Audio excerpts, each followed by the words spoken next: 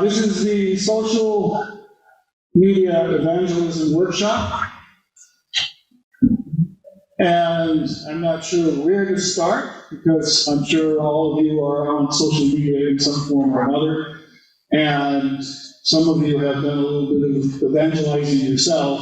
And then the question is how can we do that on social media? Especially today, because if you've done social media evangelism, say 5, 10 years ago, that has changed.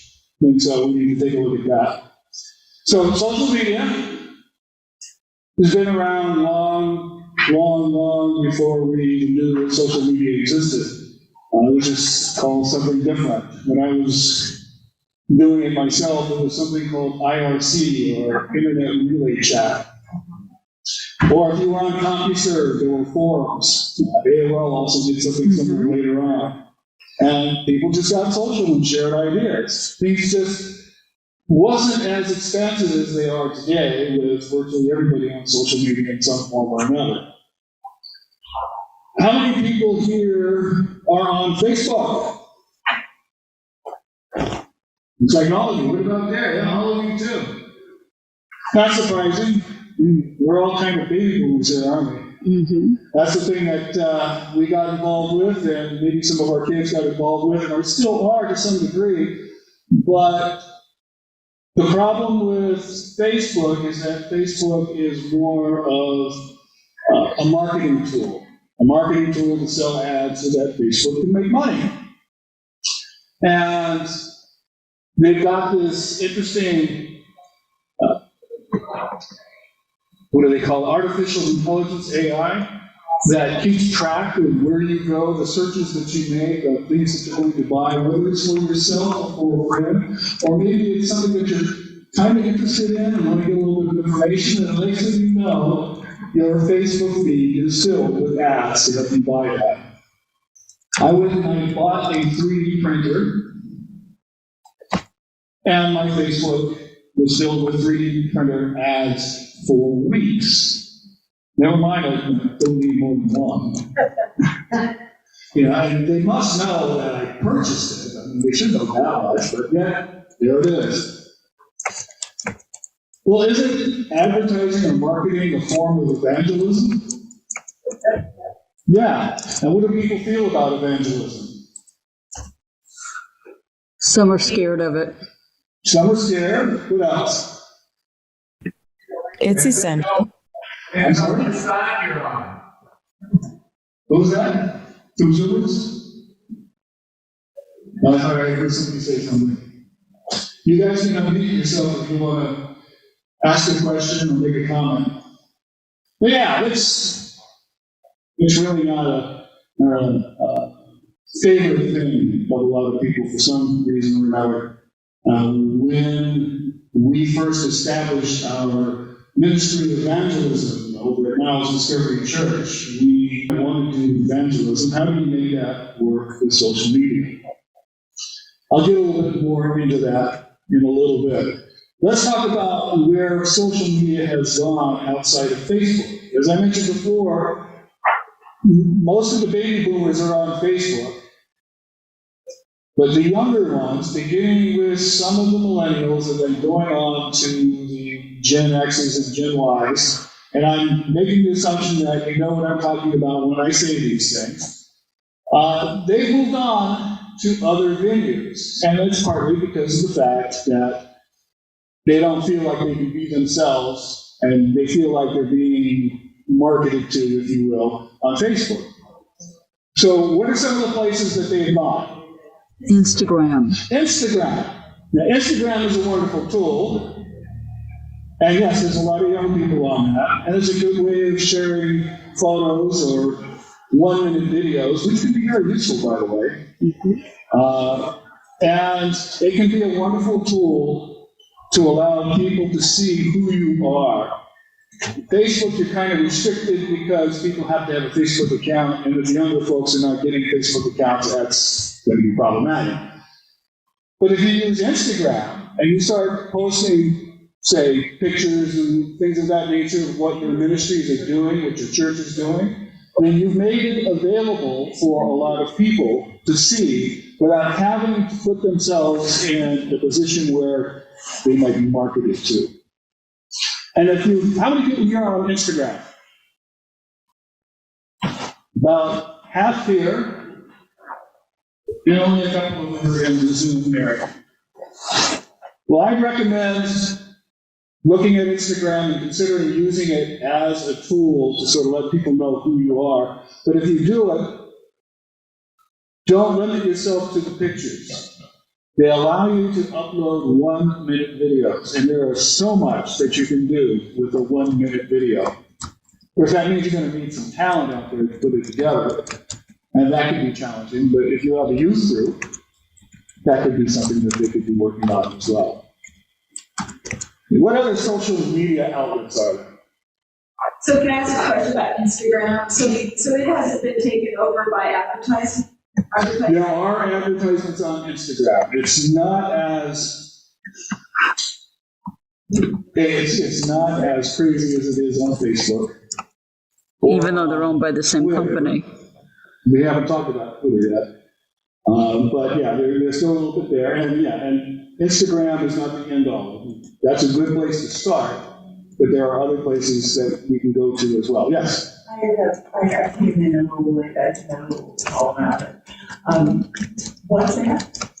WhatsApp is a nice, I guess you can call it social media because it's very easy to say, hey, get a WhatsApp account and we can communicate, et cetera, et cetera. I do not know if that would be an effective tool for broadcasting what we do in our ministry. But it is a nice tool to communicate with other folks. And if you do have a WhatsApp account and you have been using it, you might be able to use it to get friends to follow you on other social media accounts. Yes? I've never used it, but my husband belongs to the Viking Club, and they have over Viking families, and they use WhatsApp exclusively. Okay, so your husband belongs to a biker club, and there's 500 members? Yes. Oh, boy. And they're all seniors. Okay. And they all use WhatsApp exclusively? Well, they require that you use WhatsApp. Well, that makes sense, because it's a wonderful tool for connecting people together, especially in a group or organizational type of thing. Ted, you had a comment, question? Bicycle. Not motorcycles. He's not a motorcycle gang. Okay. I was thinking that my motorcycle is in the garage with a blown head gasket, and I can't do anything until I get it fixed. Any other comments? Yeah, Pinky. Oh, Pinky, go ahead and unmute yourself. Yeah, I think we might be able to use TikTok to help. There is a lot of marketing on TikTok, but I think it's one of the most popular ways right now to get our messages out. Yep. Okay, that requires me to jump ahead. Okay. I do want to talk about TikTok. Is it okay if I hold off on that for a minute? All right, okay. Any other comments? Okay. Before we get into TikTok, what other social media things are out there? Snapchat, Tumblr. I heard something in the back. No? Slack. My union uses Slack. Well, Slack is more of an organizational type of thing to connect people together. It's great for collaboration and things of that nature. Leslie, you mentioned Snapchat. Mm-hmm. Yeah, Snapchat is fun. I don't know, when I say this, we had somebody here in Zoom that their face was kind of rainbowish and things of that nature. That might have been from a Snapchat filter. Right? So what a Snapchat filter is a way that you can enhance your video. You can do things like make yourself look like a monkey or a clown, or you can do, they have tons of different filters that you can do things with. And Yeah, it's a way for somebody to go ahead and put together a message that they want to send out to their friends and look goofy all at the same time. And then what happens after that message, after about It goes away. a day or two, it just disappears. Right? So it's an interesting way to allow people to sort of do the things they kind of want to do, but be somewhat disguised, if you will, and not worry about it being permanently in the internet. Or is it? Right. Yeah. So that's a fun thing. You mentioned another one, Leslie. Tumblr. Tumblr. Now, Tumblr is sort of a blog sphere, if you will, and I use Tumblr to document my travels. When I did a European trip, I spent 1 month in Europe, and every day I would post a new Tumblr blog about it with some pictures and things like that. And that's, if you had somebody in your church that would do that, whether it be posting sermons or posting, things that your ministries have done, including the pictures, that's a good source to have ready. And if you have something like that, of course, you would want to post a link to your Tumblr on your website, keeping in mind that the website is only reaching out to a very small percentage of people, but at least it's there that you can direct people to if they're interested. Okay. I've used WordPress for some good. It's blogging stuff. You get followers and then they come along. Yeah, so you use WordPress, and you've been somewhat successful with it, correct? Right, and it's a good place to start. Like Tumblr, it's got a blog sphere to it as well. It has a number of other features that you can take advantage of, and I do like the idea that they're trying to make it into a community that you can bring people to. But the beauty about social media is that it's sort of open and out there. And we'll talk a little bit of how you drive people to get to those places. You can use that same mechanism for Tumblr or WordPress because some of the same kind of techniques apply. I'm going to take a look at my list and see what we've missed so far. YouTube is a wonderful tool. It too has a lot of ads, yes. But can I say this? You know I'm going to anyway. I've installed a Brave browser. I don't know if you've heard of Brave before. Just search for Brave and download it.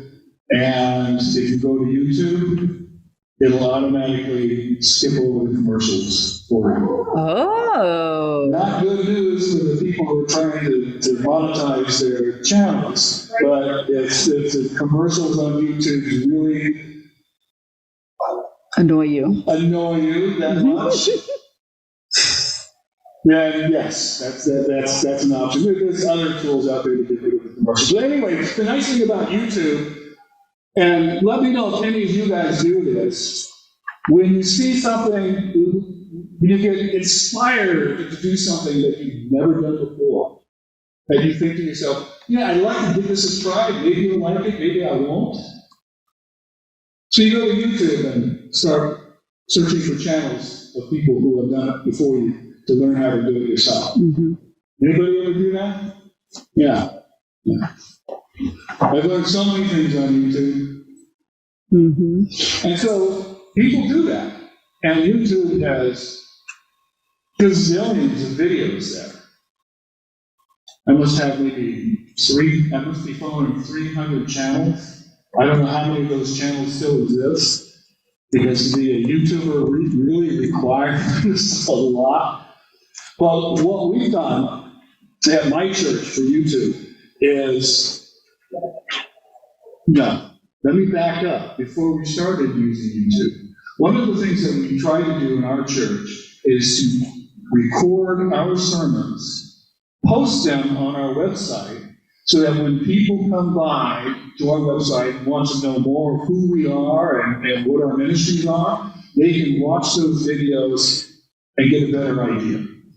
Now, the reason why we put them on our website instead of on YouTube is because YouTube limited the amount of time you can post a video to like 10 or 15 minutes, Oh, which is not long enough. Not Good. necessarily true.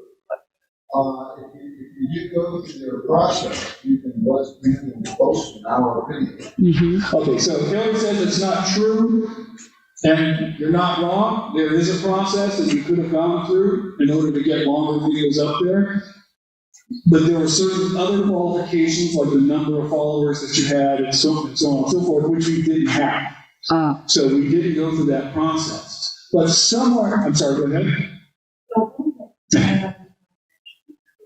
Oh, okay.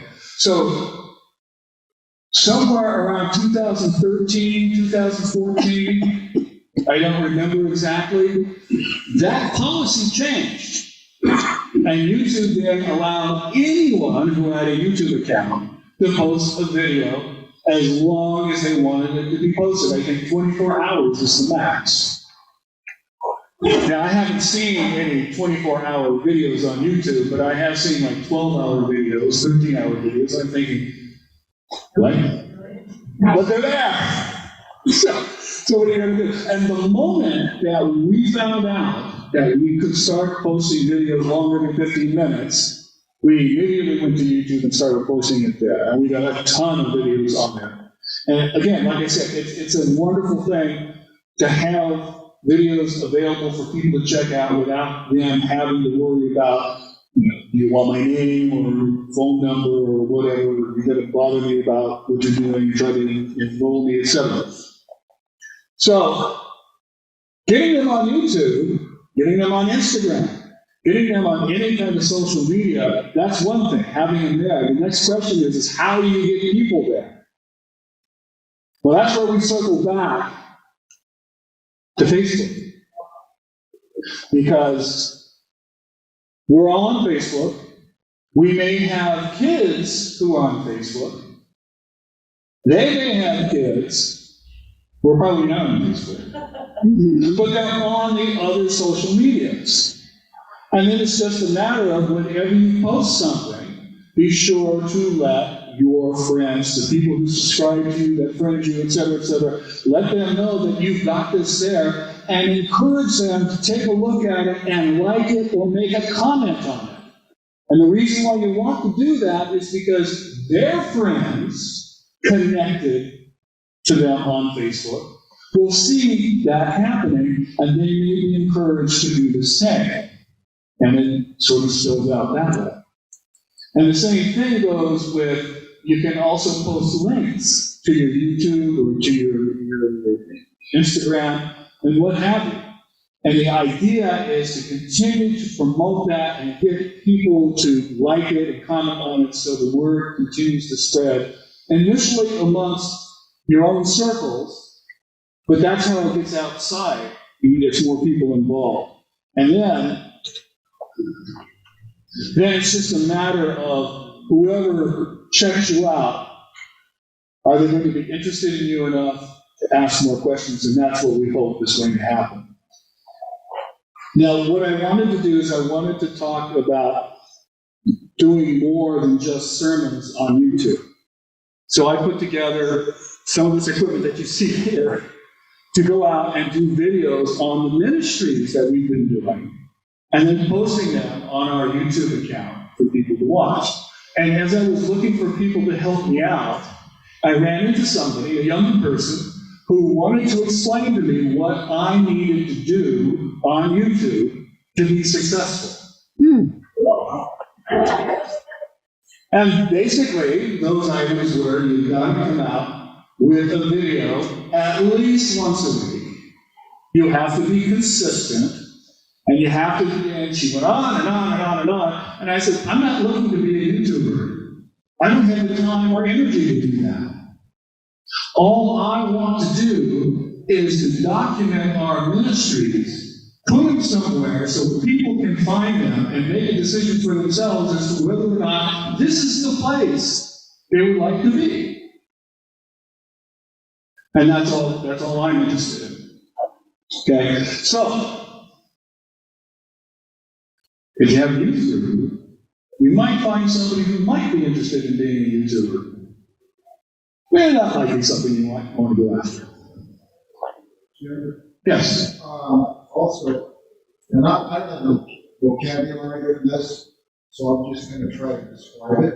All right. But on WordPress and on YouTube, that I know of, they have a place for you to list categories. And if you do enough of those, people will be searching in those categories and find you as well. I'm glad you brought that up. What Hillary was saying is that a lot of these places, WordPress, YouTube, Facebook, Twitter, they have these mechanisms where you can tag people or tag things. So there's the hashtags and the @. And I'm glad you brought it up because it's in my notes, but I haven't looked at it yet. And that is one of the things that I wanted to talk about. For instance, there is a hashtag in Twitter for the annual gathering.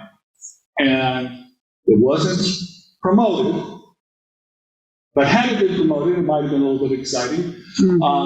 But if you do the hashtag AG168, you'll see at least 2 comments regarding, and maybe a couple of pictures regarding the annual gathering here. Now, when the hashtags first came out, and granted I'm talking now specifically about Twitter, but there's some carryover into Facebook and YouTube.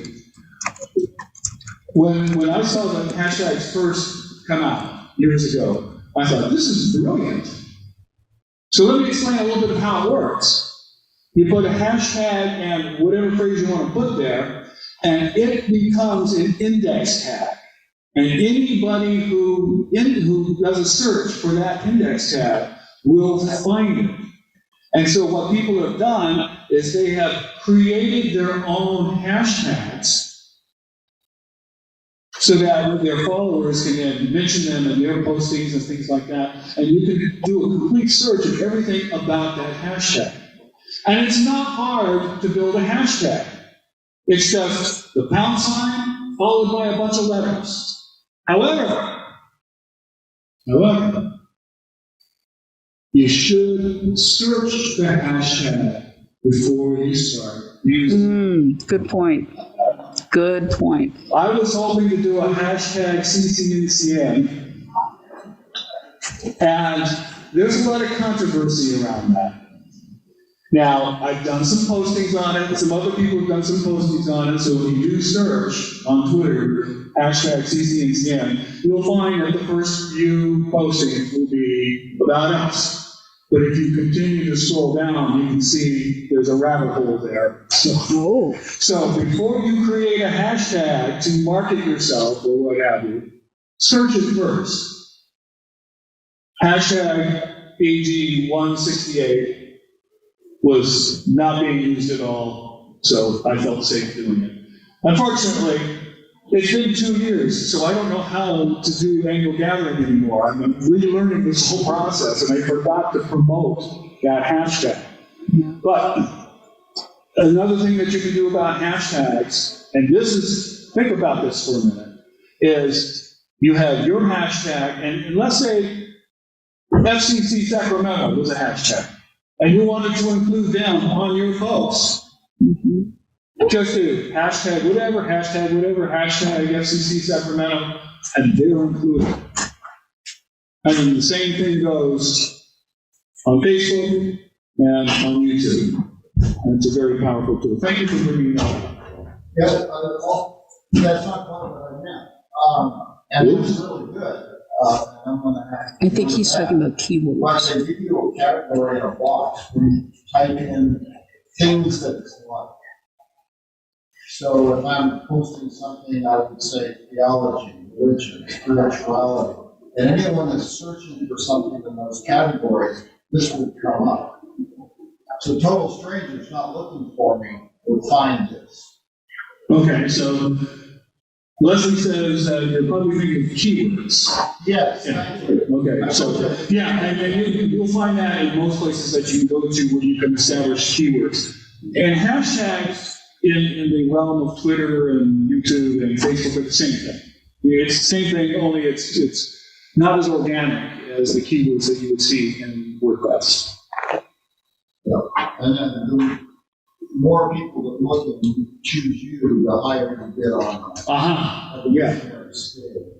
So the more people that use your keyword, yeah, that's one of the algorithms of search engines. The more that a particular keyword is used, the more important that the search engine thinks it is. And so, yeah. Okay. Somebody mentioned TikTok. Are we all familiar with TikTok? No? Yes. Yes. If you're not familiar with TikTok, TICTOK, look it up and have fun with it. It started off primarily as a way where you can take your phone, which I don't have with me, it's down there being charged, and do a quick video, and then with that video, overdub it, put music behind it, do some dubbing of your own, etc. And you can be, joking, political, etc. And they're just short clips, and people post them all the time, and they're really a lot of fun. And the first time I saw that, I go, oh, this is fun. Well, okay. And I didn't give it much thought. And until I found out about, I believe he was a medical doctor who wanted to convey the importance of something that he felt was not being taken seriously enough. And so he started doing TikTok videos. Now keep this in mind. Most of the TikTok videos that you will find will be people under 20. Okay? This guy is like 56. So it was odd to see him pop up on the TikTok feed. But it suddenly made sense to me. If you're trying to get a message out to the youth, why not put it out on a place where the youth are congregating? And so, yes, TikTok is a good tool for something like that. And again, I'm going to go back to youth groups. I know a lot of churches, it's hard to maintain a youth group. We used to have a big youth group, and it just shrunk down to almost nothing. And now we're just beginning to build it back. If you have a youth group, then charge them with making some TikTok videos. They're just something silly at first, and then make them thematic and move from there. Again, the idea, and then from those TikTok videos, you can start putting in your hashtags and your references to other places. So if somebody wants to follow or learn more, you can drive them to the places where you're actually talking about who you are and what you do and why it would be important for them to learn more about you. All right, so next on my list. Oh. Twitter. Say what? Twitter. Yeah, I already mentioned Twitter and the hashtags and things like that. I think what I wanted to move on to next is using social media, not just for evangelism, although this could have some potential use for it, but something for organizing us working together. First, let me mention Twitch. Anybody hear of Twitch? Oh, I've heard of it. Twitch is another place where not just youth, but young adults, even as old as millennials, I guess, use. But Twitch is used primarily for people to broadcast their gameplay when they're playing computer games or video games. And then they comment on them as they do the play. And sometimes it's funny, but for me, sometimes if I sit down and I look at it, I get kind of bored because, well, I'm too old. So anyway, so I looked at Twitch and I tried to think in terms, would Twitch be a good place to evangelize anything? And I'm still working out the details on that because it is a very specialized place. But then I came across something called Discord. Anybody here familiar with Discord? I am now. Yeah, it's one of the Gen X's, Gen Y's best kept secrets. It's where they all go hang out and chat and share things and so on. Right now I'm sharing all of my Wordle, Quordle, Tri-Quarter Wordle games with them on a particular channel that my daughter has set up.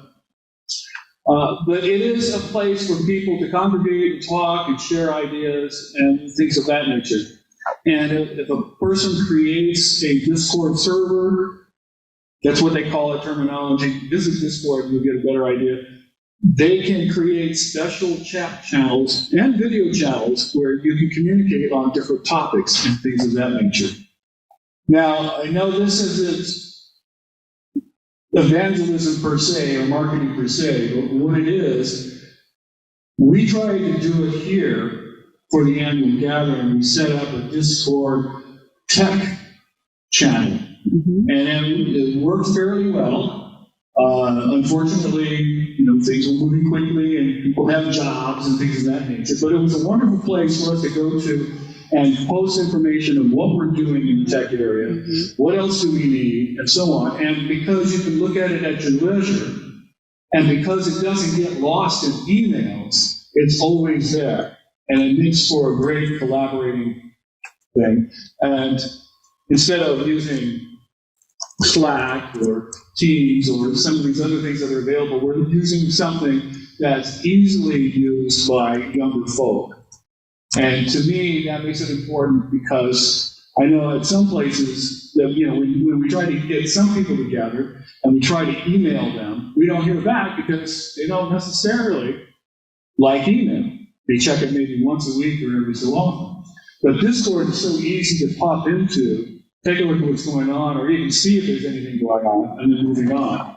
So that is another item to consider. Yes.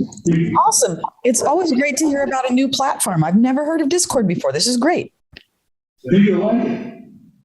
All right. Okay.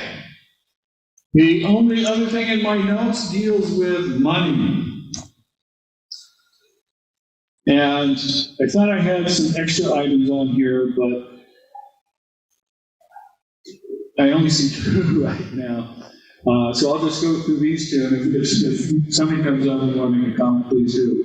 PayPal is an easy way to get people to donate if you're looking for people to donate, because it's there, it's easy, and it opens up everything.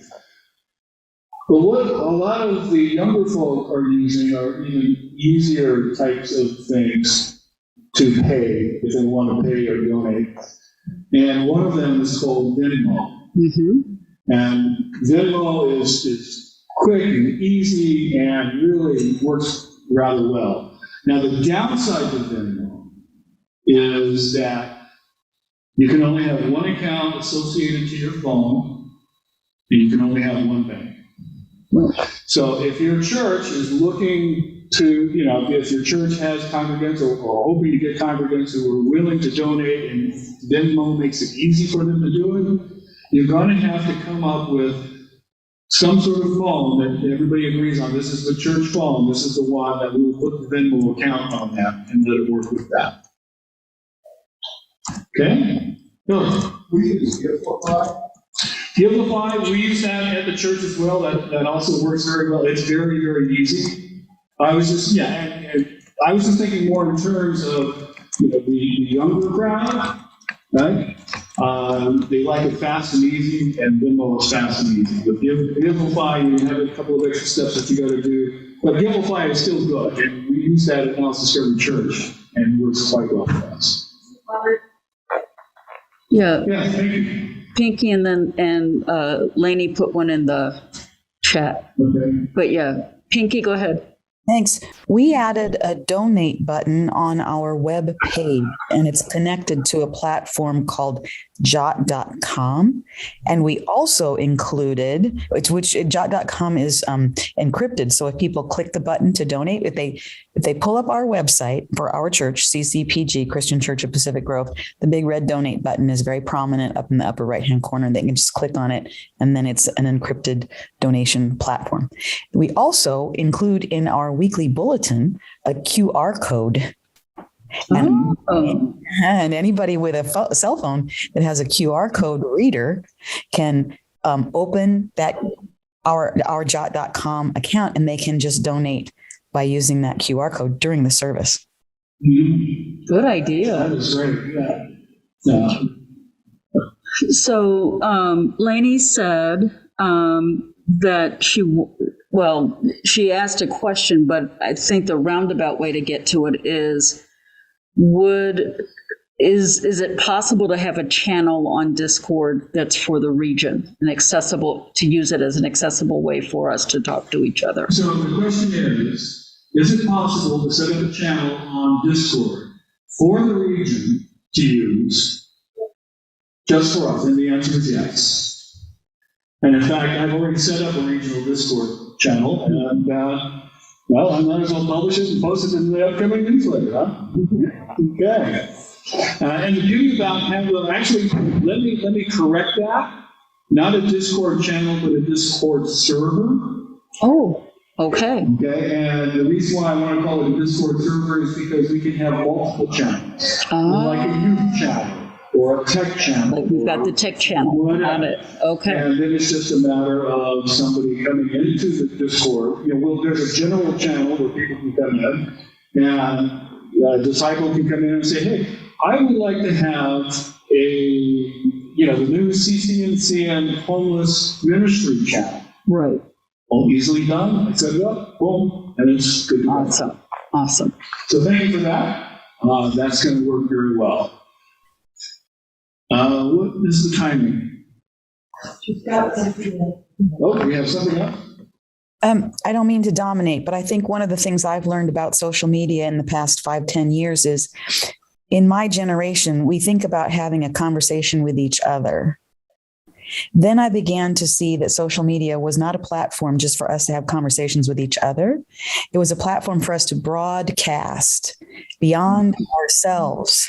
And then it was kids much younger than myself who said, no, Ms. Pink, that's not it at all.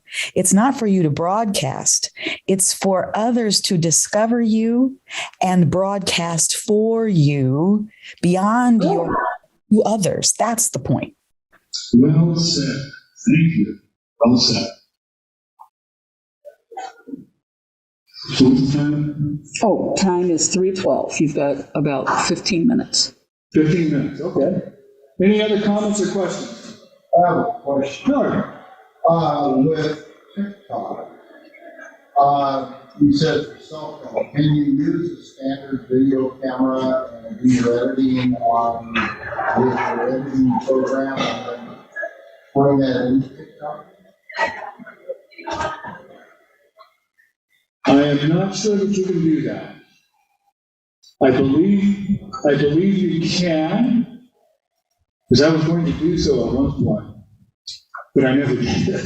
And it wasn't because I couldn't, it was just because I never found the time. So I don't know the answer to that. My leaning is that you can, but right now I couldn't tell you how to do that. Thanks. I'll figure. In case you're interested, I have a question. I have a colleague, Sarah Tevis Towns. Yep. She's a pastor at Church of the Good Shepherd, UCC. She did her field edit at Lafayette. She's a disorganized religion on TikTok. She's amazing. She has like over 1 million followers. Yeah. She's awesome. So we have a pastor, did you say? Yeah. Female pastor. At UCC. At Good Shepherd UCC in New Mexico, I think. In Albuquerque, New Mexico. But she did her field edit at Lafayette Christian Church. What is it? Disorganized religion. Disorganized religion. That's a TikTok channel? Yeah. And she gets millions of. Yeah. Yes. She's so good. She's been highlighted nationally. We Yeah. need more things like that. She's so good. Well, I like to piggyback on that because I just had a phone call conversation with Lonnie Walker, and she was great, and that's her pastor. That's her pastor. Oh, okay. And who has brought in many new members that are now in Zoom as a member. And check one out. This woman, I mean, She's so good. I don't know anybody that's told me that. If you look her up, she's Pastor Sarah. Pastor Sarah. Right. And then her channel is Disorganized Religion. Disorganized religion. Yeah. It's very good. Yeah, I saw some interesting themed TikToks. But I hadn't heard of that one. I'm going to look that up. It sounds like fun.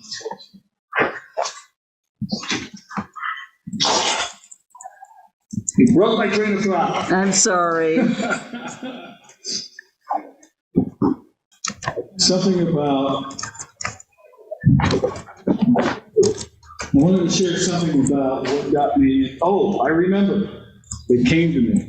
You know, all of last year, most of 2021, I had brain fog, which I think was one of the things, because I had COVID back in December of 2020.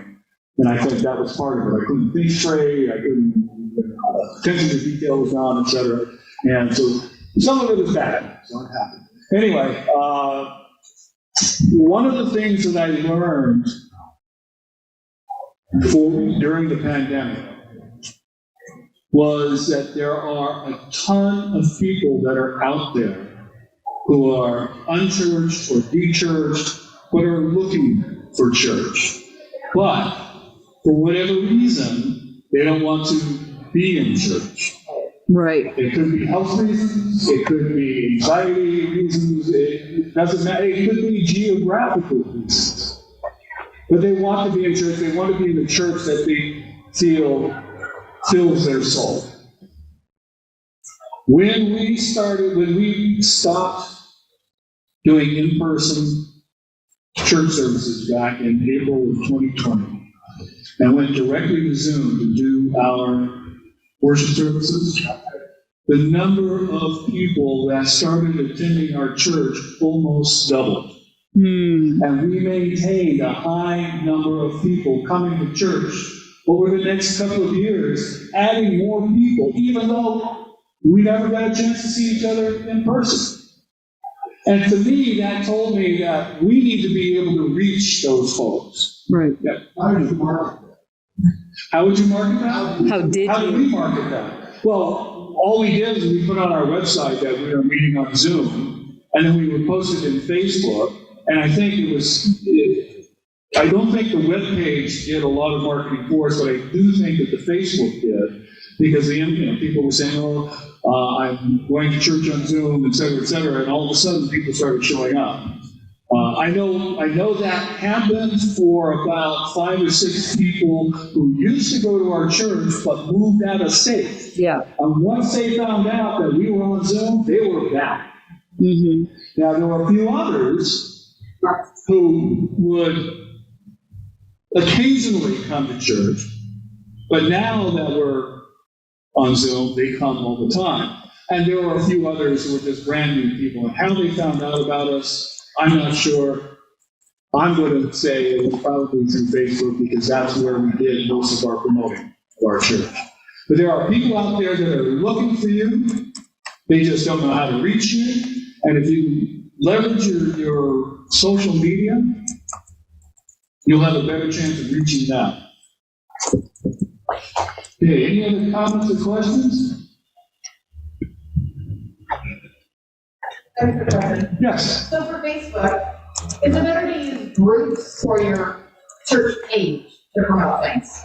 To promote things, use a page. That's what I think that the person who does a lot of ours is like, I use the page doesn't work, I need to use a group. So, okay.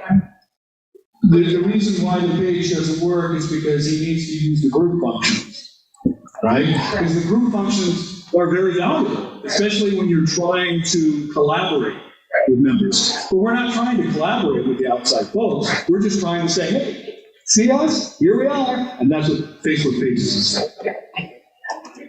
Any other comments or questions? Anybody in Zoom? How do you get a QR code for a website? There's a cheap way, and there's... No, it's not really a difficult way. There are places that you can go to and upload the information and so on. Some of them are free and whatever. I don't trust those sites, though. Did you do Excel? Okay, there is an add-on, a plugin that you can get for Excel called QR for you or something like that. And if you install it, then all you have to do is type in the website address and it'll automatically generate the code for you. Oh, really? Oh, Pinky, go ahead. And as soon as you've got a QR code generated, the site generates it for you. Then you can just take a photograph of it with your phone or a screenshot of it with your computer, and then you can publish that any place. And once you've got it published, once it's printed anywhere, any other phone with a QR code reader can open the QR code. It's amazing. Yeah, I think most phones that were sold in the last 3 to 5 years have the QR code reader. It won't say QR code reader, but I'm not sure what it says on the Apple, but on the Android phone, you just got to go to the camera and you got to go to lens mode, and then you've got your QR code reader. Mm-hmm. Yeah, anybody else? Anything in the chat? Nope, just compliments. So, Well, thank you very much. I hope that of all the stuff that I threw out there, that some of it will be helpful for you. And see you guys in church. Thank you, Jim. Thank you.